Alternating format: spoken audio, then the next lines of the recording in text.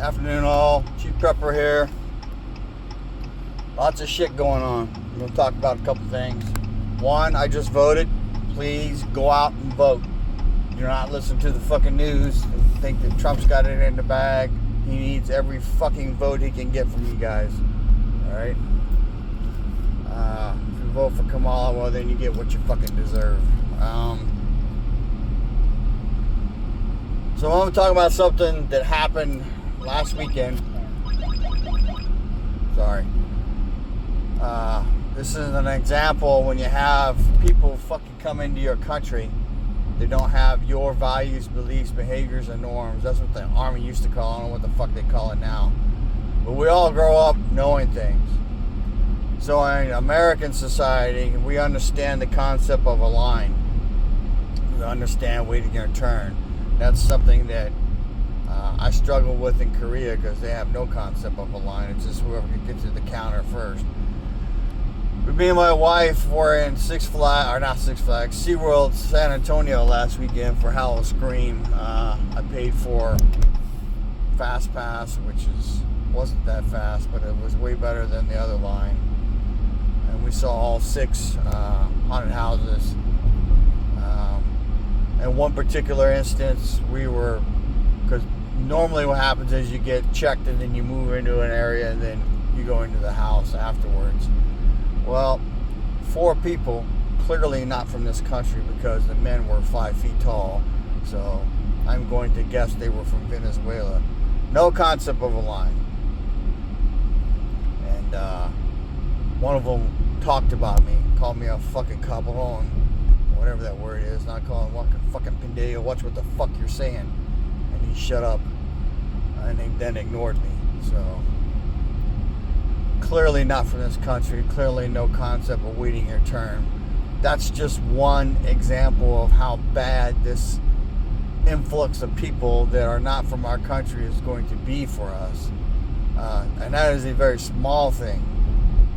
But imagine all the other shit that they're going to bring with them as far as concepts. You know, here in America, until the last, I'm going to say 3 or 4 years, we had some homeless, but we got fucking homeless like off the charts right now.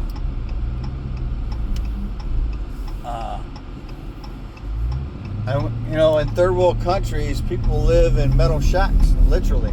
Have no water, running water, and have no anything.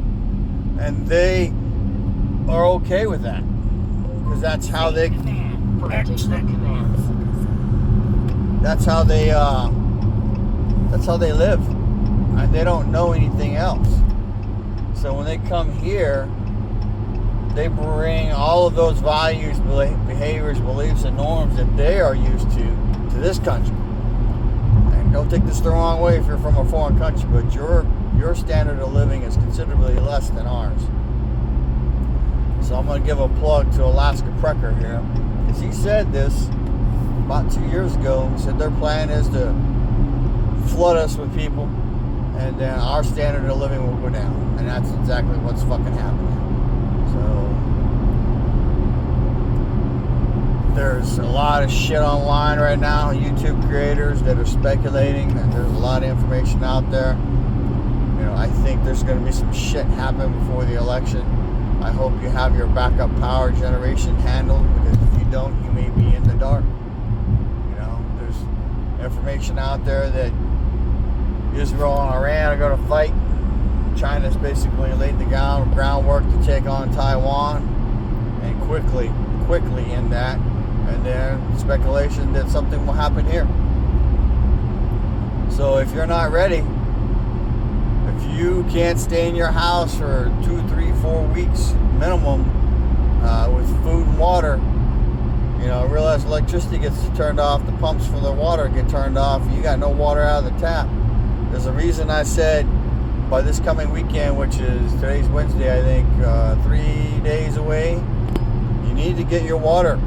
You need to make sure you have your shit and have it filled up and be able to use it in the event that something happens. Because I can tell you, during the Texas freeze, water was a fucking problem. We had water to drink. We did not have water to do dishes. We did not have water to do laundry. You know, just having water to flush the toilets with was a fucking problem. You know, we didn't know how long it was going to last. And it was a while because there was no fittings to be found, probably in the entire state of Texas, because so many people's pipes broke. All right. So we went 8 days without water. 8 days. All right. And it was a pain in the ass. You know, did videos on it. I used a torch to heat up the brass fittings I have in my water barrels. We used that water to flush the toilets with, and we were starting to run low towards the end. My wife boiled water all day to do dishes because they were stacking up, and then